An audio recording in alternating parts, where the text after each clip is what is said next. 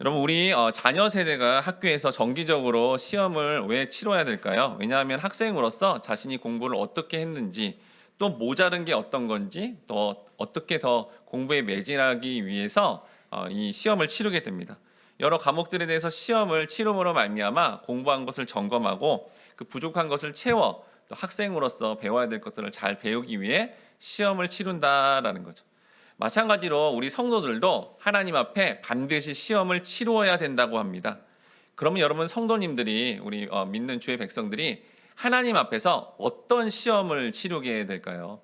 오늘 설교의 내용의 구성이 여러분 1대지와 2대지가 있는데 1대지가 1교시 시험입니다. 1교시 시험의 처음으로 그러니까 우리가 처음 성도가 되고 하나님 백성이 됐을 때 처음 치르는 1교시 시험은 무엇인지 또한 그다음에 좀 시간이 지나서 두 번째로 치르는 2교시 시험은 무엇인지 여러분이 오늘 말씀을 통해 잘 살펴보심으로 시험을 잘 감당하시고요. 또 시험을 잘 통과하심으로 말미암아 마치 수험생이 시험 끝나고 얻는 그 놀라운 기쁨 또 좋은 성적이 은혜 가운데 나왔을 때 기뻐하는 그 기쁨을 충만하게 누리시는 그로 인해서 하늘의 복을 충만하게 받으시길 주님의 이름으로 축원합니다. 아멘. 첫 번째로 따릅니다. 하나님께서 주의 백성들이 하나님의 뜻을 아는지 시험하십니다. 1교시 시험은 하나님의 뜻을 알고 자기의 뜻을 내리는 것이 1교시 시험입니다.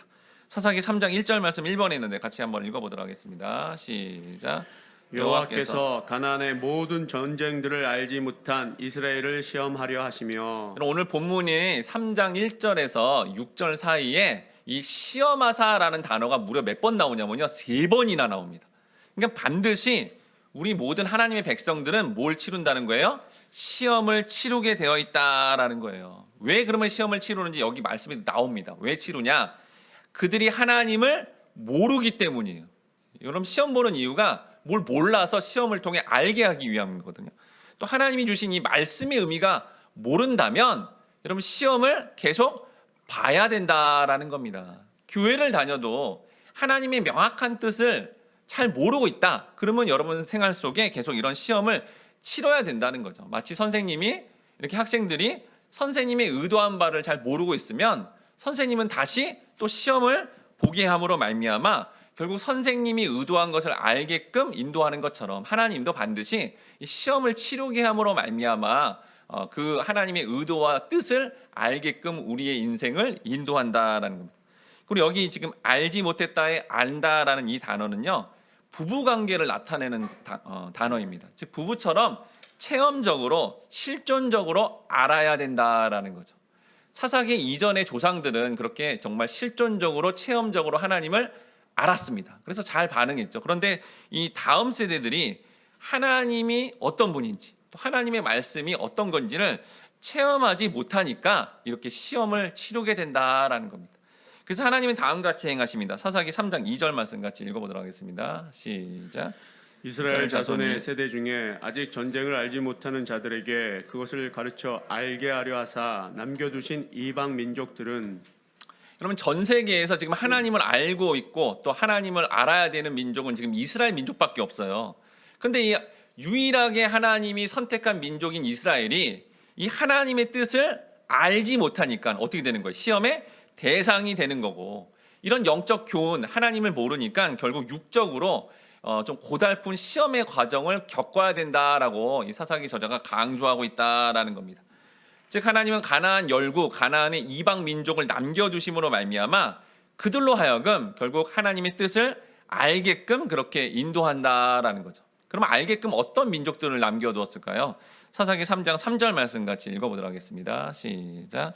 블레셋의 5 군주들과 모든 가나안 족속과 시돈 족속과 바알 헤르몬 산에서부터 하맛 입구까지 레바논 산에 거주하는 히위 족속이라. 1, 2절을 통해서 이 시험을 왜 치러야 되는지와 또 시험을 치르는 대상인 이스라엘 백성들이 하나님의 뜻을 몰라서 그렇게 대상이 된다는 것과 이제 그 시험을 치르는 과정에서 나타나는 이방 민족들을 소개하고 있습니다. 맨 처음에 뭐가 나와요?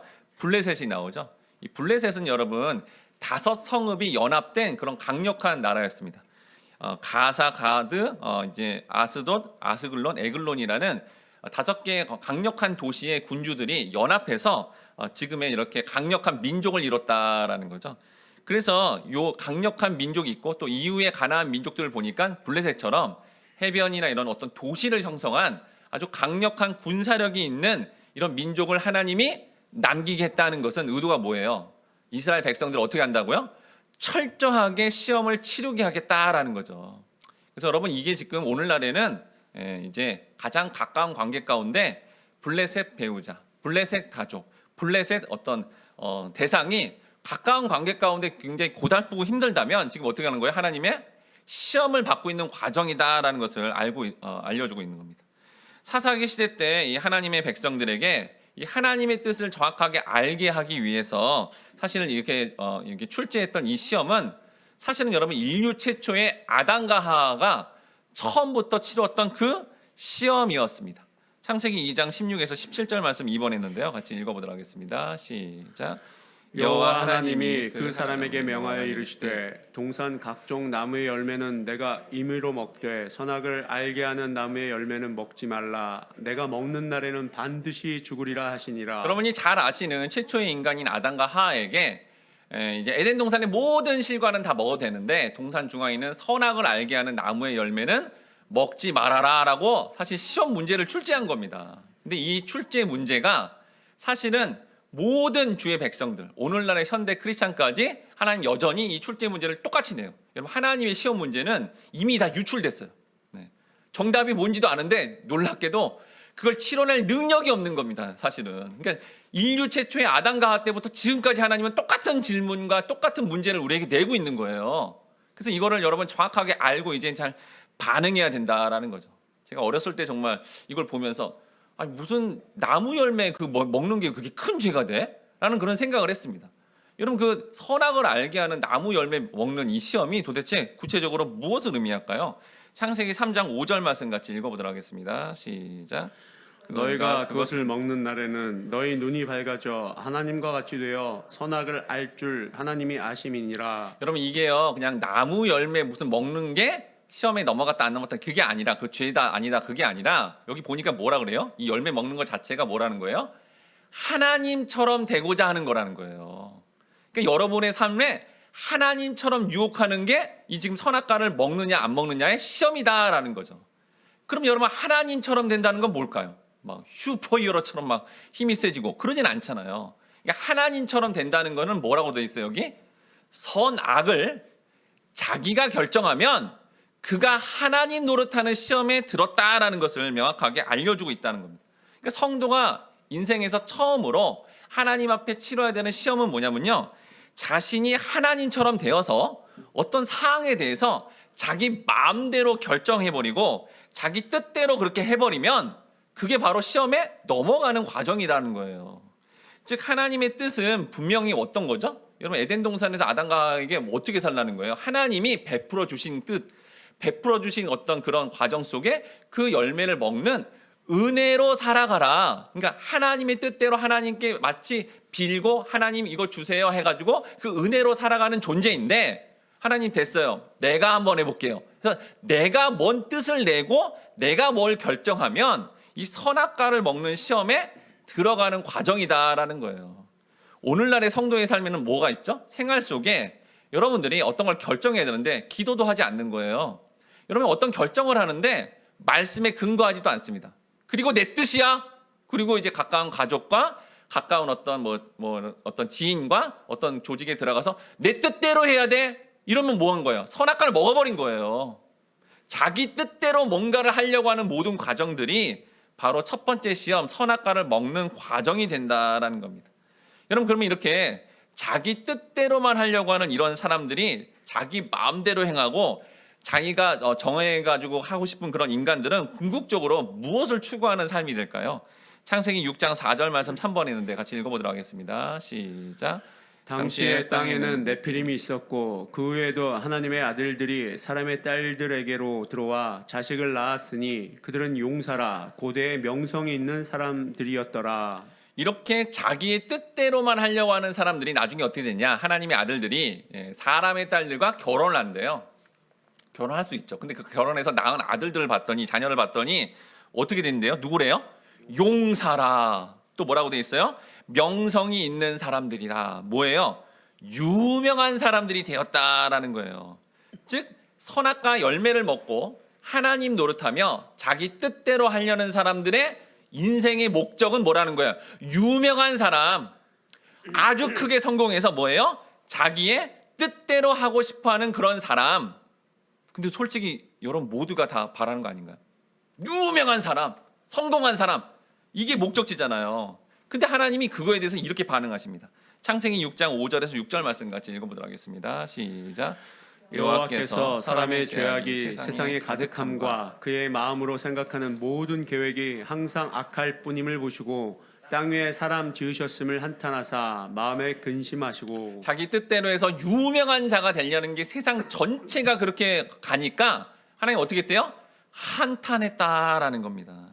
인간 스스로가 유명해져서 자기 뜻대로 하려고 하는 것들을 원치 않으신다라는 거예요. 여러분 그거를 그냥 간과하면 안 됩니다. 뭐 그럴 수도 있지. 뭐 유명한 사람 돼서 자기 뜻대로 펼쳐도 되는 거 아니야? 라고 생각했다가는 큰 오산인 게 뭐냐면 여러분 이게 뭐예요? 창세기 6장이죠. 이 사람들이 자기 뜻대로 해서 유명한 자가 되려고 하는 모든 세상들이 거기에 이렇게 몰려가니까 하나님 어떻게 했습니까? 노아의 홍수 심판을 통해 다 죽여버렸어요. 진짜 무시무시한 죄입니다. 이게 그러니까.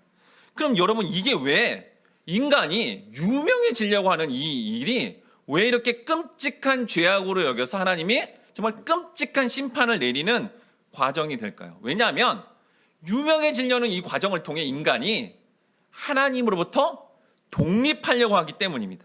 여러분 인간은 하나님이 창조함으로 말미암아 하나님의 마치 자녀처럼 이렇게 돌봐주고 그 안에서 그렇게 크고자 하며 사실은 하나님 앞에서 작아지고 낮아져야 되는 그 과정이 원래 인간의 본질인데 거꾸로 인간이 하나님보다 높아지려고 하는 이 과정을 통해 사실은 이런 큰 악이 나타나게 되었다라는 겁니다. 그럼 여러분 이 말씀을 통해 하나님 백성은 무조건 낮은 자의 사회적으로 낮은 자의 어떤 그런 모습으로 살아야 되나요? 그런 건 아닙니다. 분별력이 필요한 거죠, 여러분. 여러분 창세기 보면 요셉도 뭐죠? 애굽의 총리가 되었죠. 그래서 막 애굽의 총리가 되니까 나도 애굽의 총리가 되고 싶어요라고 하면 안 된다라는 거예요, 여러분. 여러분 요셉이 자기가 총리 되겠다고 언제 말한 적 있어요? 기도한 적 있나요? 한 번도 없습니다. 근데 하나님이 그 위치에 서게 했죠. 어떻게 서게 했죠? 죽도록 고생하면서 그 자리에 서게 했어요. 어떻게 해요? 자신 안에 옛자가 드러나지 않도록. 높은 자리에서도 항상 낮은 자의 사람들을 섬기고 예수님처럼 섬기고 발을 닦아주며 섬길 수 있는 그런 자. 원수 같은 형을 만나도 높은 자리에 있어서 나를 이렇게 힘들겠지? 죽여버려. 감옥에 보내. 이렇게 하지 않을 정도의 그러한 인격 세자가 되게끔 만드신 다음에 그 자리에 서게 했다는 거죠. 그래서 우리 믿는 사람들은 사실은 내가 막 먼저 높은 자리 되겠다고 막 그걸 열심히 기도해서 반드시 이루어지게 해주세요. 이렇게 기도하는 거는 맞지 않다는 거예요, 여러분. 조심해야 된다는 겁니다. 왜요? 이 지금 노아의 홍수 사건의 배경이 그거였다는 것을 알아야 된다는 거죠. 즉 하나님 백성이라는 사람들이 나라는 존재의 유익을 추구하면 하나님이 뒷전이 된다는 거예요. 나의 유익을 추구하면 하나님을 뒤로 보내버리고 하나님을 믿는다고 하면서도 하나님을 어떻게 취급해요? 우상 취급하는 삶이 된다라는 겁니다. 이렇게 나의 존재의 유익을 위해 자기 발전을 꾀하는 수단으로 여기면 자기의 주변에 있는 모든 사람, 환경, 조건까지도 심지어 하나님까지도 이용하면서 자기를 높이려고 하는 자기 숭배로 나아가게 된다라는 겁니다. 여러분 자기 숭배가 되고 자기 우상이 된 사람의 가장 큰 특징이 뭐냐면 자기가 말을 하려고 한다라는 거예요.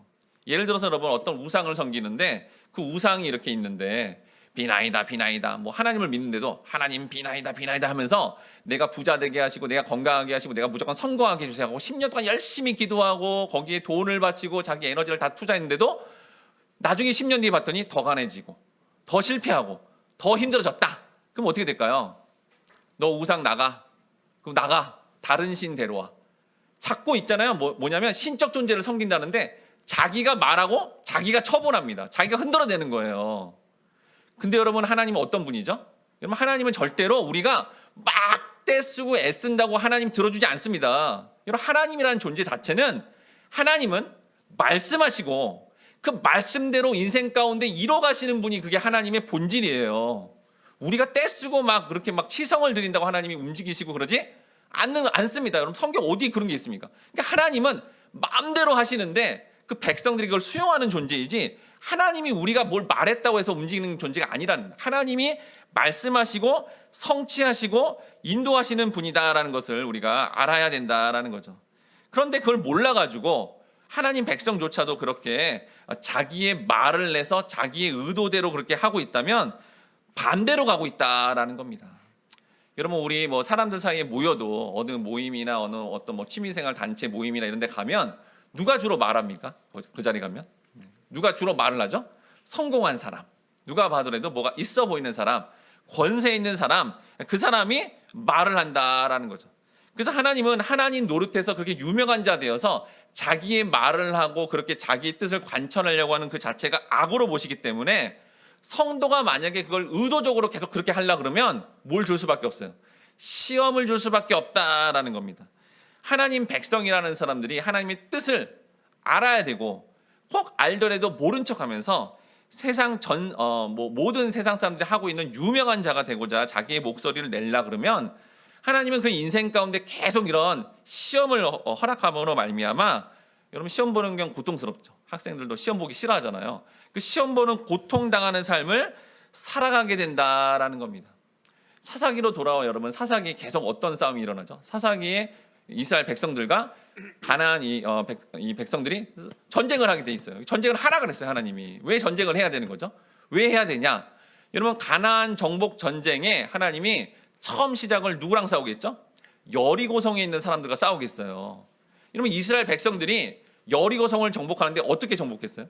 군사력이 세고 경제력이 세서 그 여리고성을 정복했나요? 아닙니다. 뭐 했죠? 하나님이 말씀대로 돌아라. 그 돈 거예요. 외쳐라. 외친 거예요. 그랬더니 성이 무너진 거죠. 무슨 방법으로 싸운 거예요? 은혜로 싸웠다는 거예요. 은혜로. 하나님의 은혜만을 간구하는 존재로 그렇게 사니까 그게 승리했다는 거죠. 그러니까 하나님 백성이 이 땅에 존재하는 이유는 하나님의 은혜는 이런 거예요라고 드러내는 사람들이 하나님의 백성이라는 거예요. 근데 여러분 가나안 백성들은 어떤 사람들이죠? 자기가 원인 제공하고 열심히 노력하고 열심히 최선을 다해서 뭔가를 이뤄낸 사람들이 그 가나안 사람들, 세상 사람들 대표하고 있는 거잖아요. 그러니까 가나안 전쟁은 단순히 땅을 차지하냐 안 하냐 이게 문제가 아니라 그 땅을 차지하는 원리가 은혜로 차지하고 있는지 아니면 자기 행위로 차지하고 있는지, 그러니까 은혜와 행위의 싸움이다라는 겁니다. 즉 하나님 백성의 존재의 이유는 나를 높이고자 하는 유명한 자에서 내려와 하나님 은혜 안에로 무릎 밑으로 내려와서 그 은혜가 늘 필요하다는 것을 삶 속에, 그러니까 하나님 백성이라면 하나님 오늘도 하나님의 은혜가 필요합니다. 하나님께 빌어야 되는 거예요.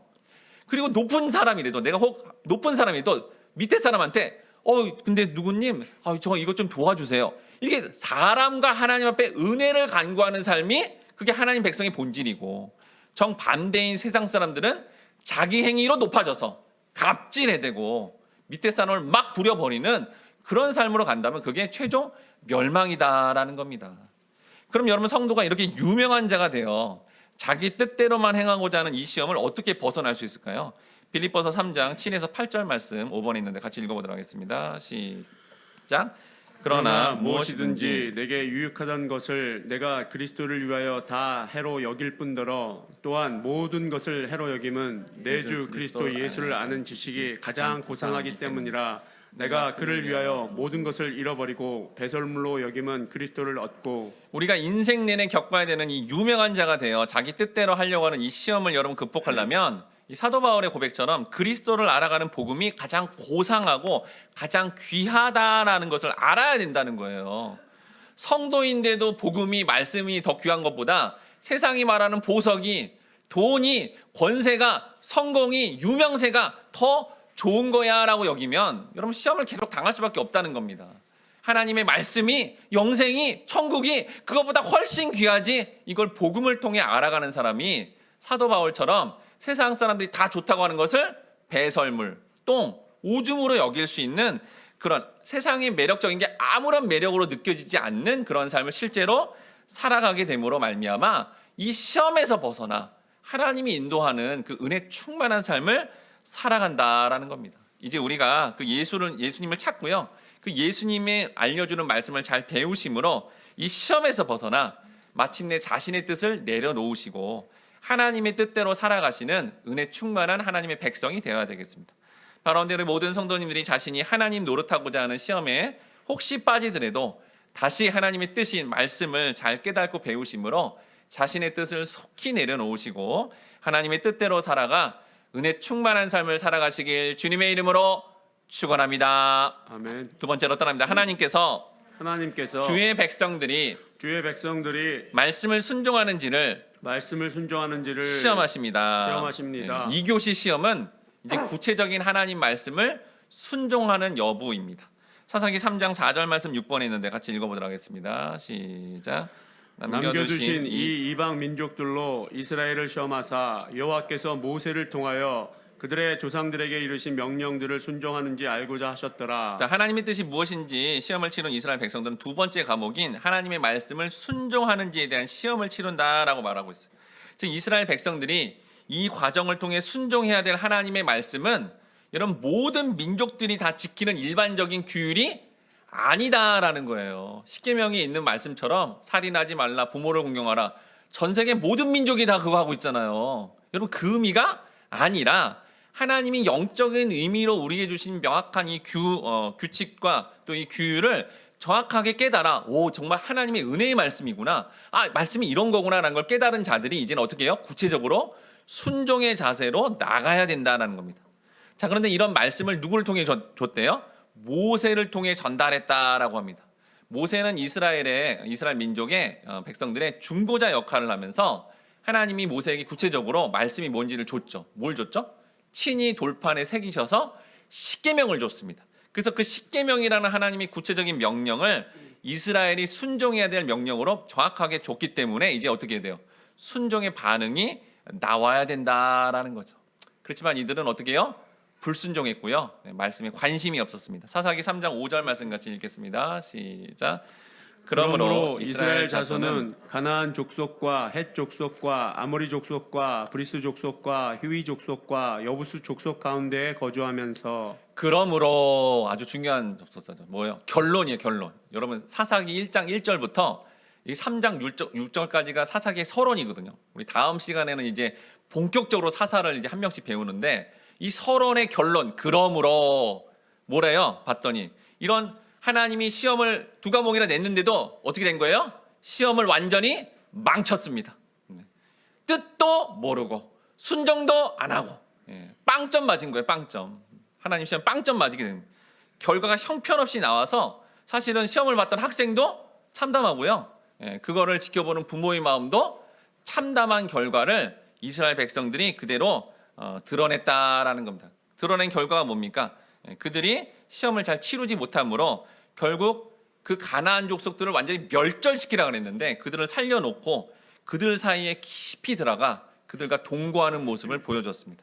사사기 3장 6절 말씀 같이 읽어보도록 하겠습니다. 시작.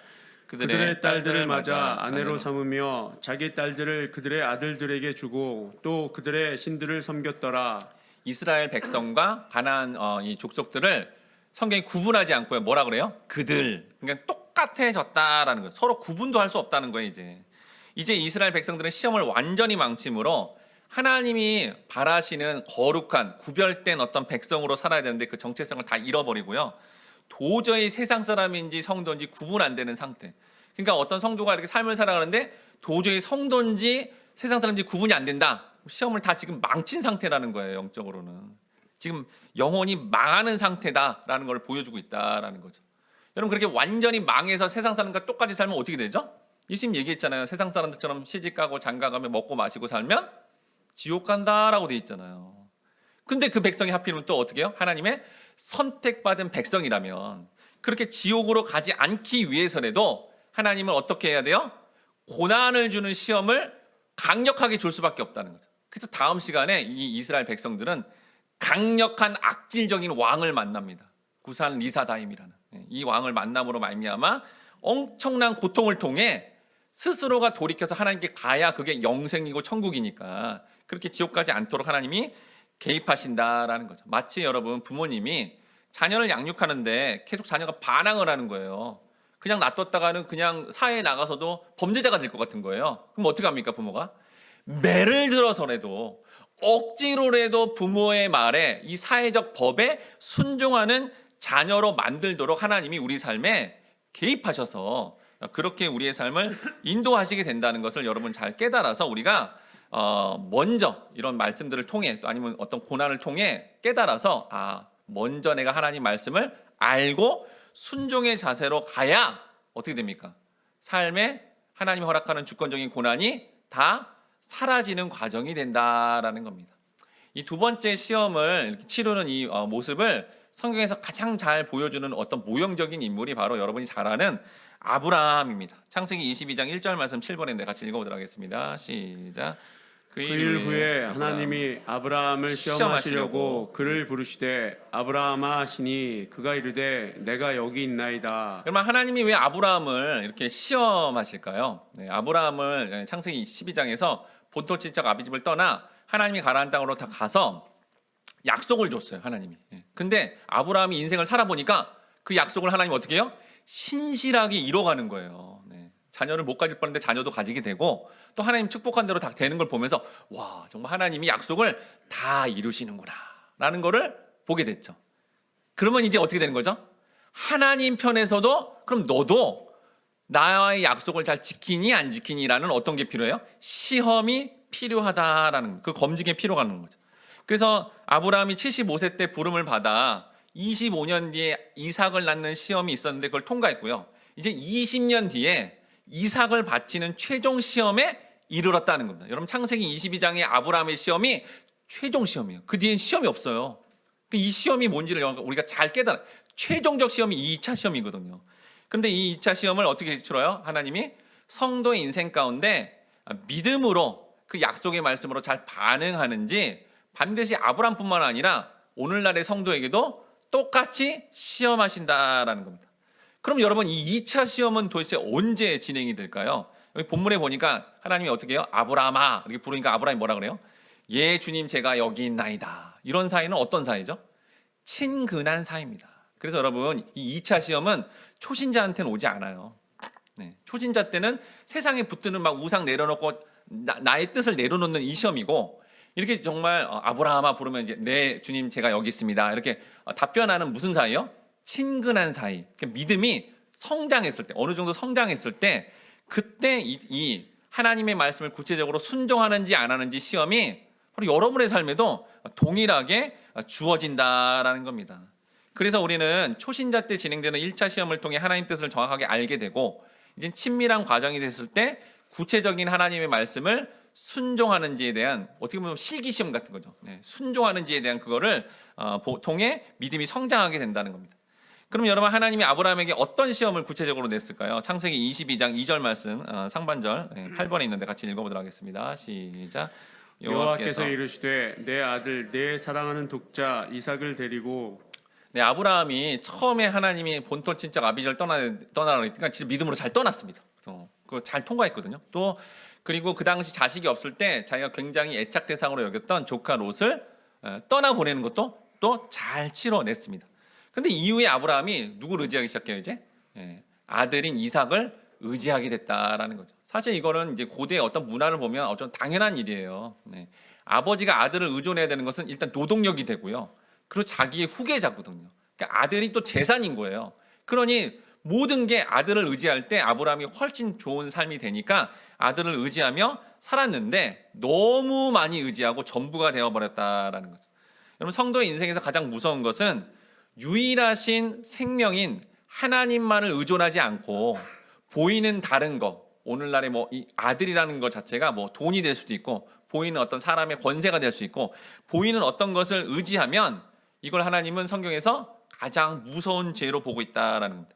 하나님은 눈에 보이는 어떤 것을 의존하기보다 눈에 보이지 않지만 하나님 또 하나님 주신 그 말씀을 의지하고 순종하는지를 꼭 시험하셔서 하나님만 의존하게 하는 시험 결과가 나오게끔 우리의 삶을 인도하신다라는 겁니다. 자, 어떻게 인도할까요? 창세기 22장 2절 하반절 말씀 같이 읽어보도록 하겠습니다. 시작.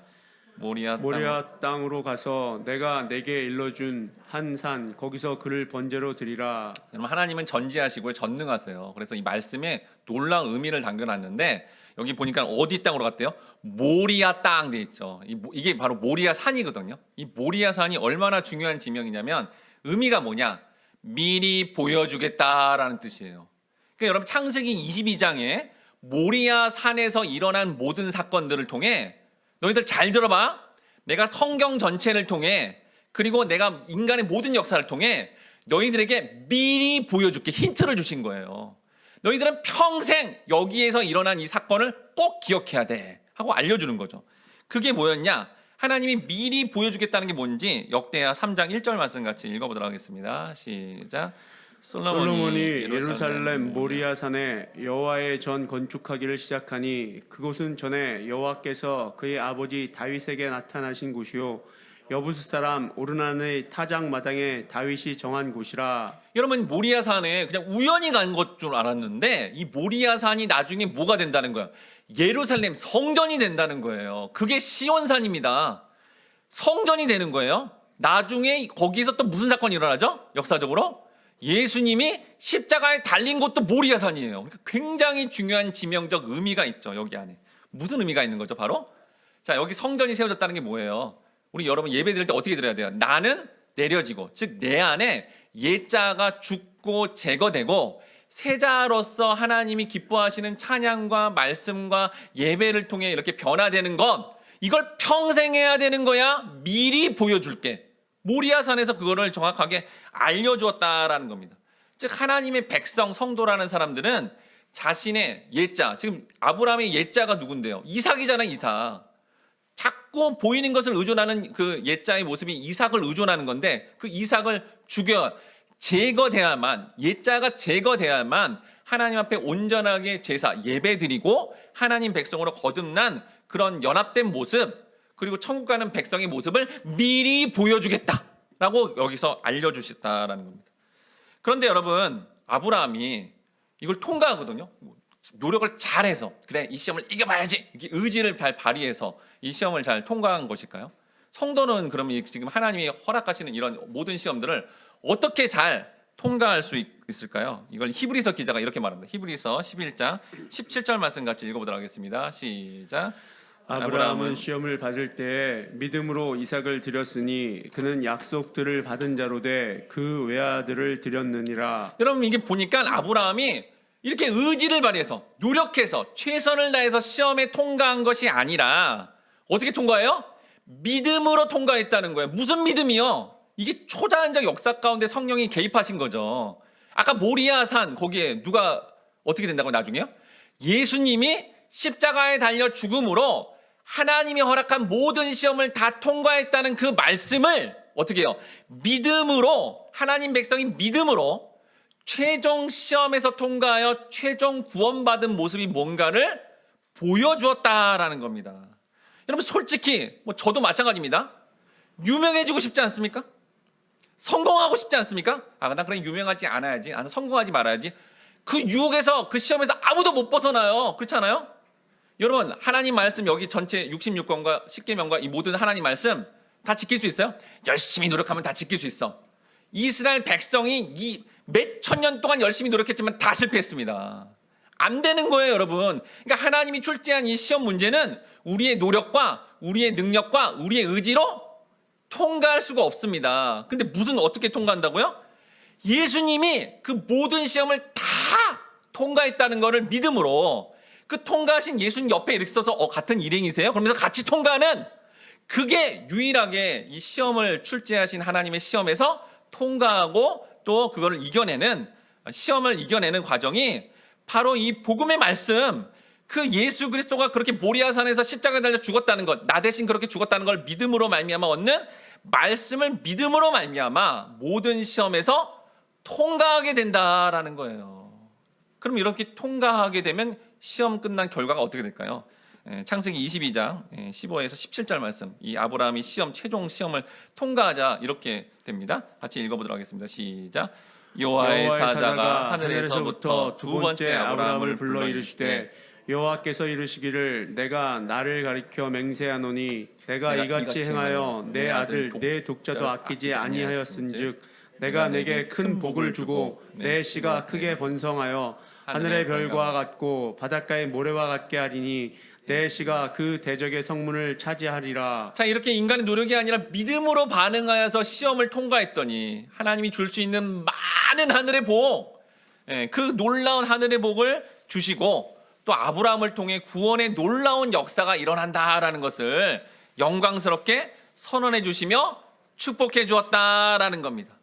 그래서 우리 모두가 이렇게 시험을 통과해야 되는데 혹 여러분들이 사사기 백성들처럼 넘어지고 시험을 통과하지 못하는 상황이 되더라도 뭘 기억해야 돼요? 하나님 말씀을 믿으면 바른 하나님의 말씀, 모리아 산에서 예수 그리스도가 십자가에 달려 죽음으로 모든 시험을 이겼다는 그 복음의 말씀을 여러분 믿으면 우리는 그 모든 시험에서 벗어나 한계 없이 하나님의 놀라운 은혜와 하늘의 복을 충만하게 받고 여전히 여러분 주변을 보세요. 교회를 다녀도 시험 들어가지고 낭망에 있고 절망에 있고 하나님이 어떤 분인지 정확하게 모르니까 엉뚱한 짓을 하고 있어서 그렇게 시험에 들고 있는 그런 영혼들에게 이렇게 시험에 통과하는 거예요 라고 시험의 통과 노하우를 알려줄 수 있는 그런 축복의 통로로서 우리 모두가 살아가야 되겠습니다. 우리 이 시간에 너 시험을 당해 함께 찬양하며 우리가 사사기 백성들처럼 연약하고 부족한 시험에 넘어지더라도 주님의 말씀만을 온전히 믿음으로 하늘의 복을 충만하게 받고 축복의 통로로 살아가기를 함께 다짐하도록 하겠습니다.